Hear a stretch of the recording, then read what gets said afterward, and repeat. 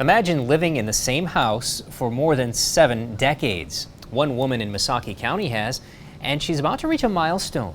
Corey Atkins has her story in this week's Northern Michigan in Focus. When we moved here, this was a pretty cold house.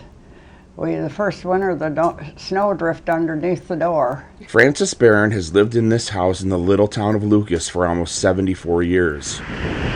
Growing up in this area, it was potato farmers and cattle and milking and all the old-fashioned stuff. But what she did have in that small town was all around her. It was a good neighborhood, though. We had lots of good neighbors. And her best friend, her husband Casper. They met one year on the 4th of July, and they fell in love. Those were the years America's young men were fighting for the very existence of our country. Casper was one of them. He was in the Army, and he was a corporal. They sent him up to Aleutian Islands, and he was way up on Umnak Island, guarding our country. But not even World War II would get in the way of their love.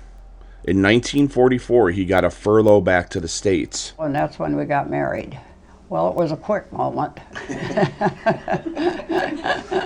Yeah, we didn't have no wedding. We just got married, and so we just did it the quick way, and it worked out. And it was working out.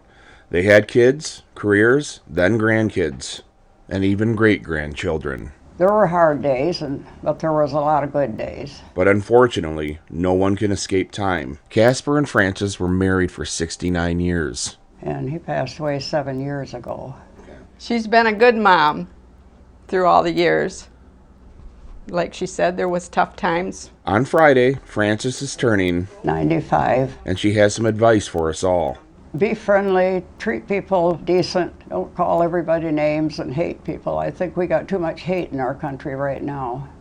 We gotta turn it around. We have to have a lot more love. So her family is asking to throw some love towards Frances. We thought it would be a good idea for her birthday this year if as many people as possible knew her and wanted to remember her with a card would be a good idea for her birthday this year. 95 long years. But they've been pretty good years. I can't complain. For Northern Michigan in Focus, I'm Corey Atkins.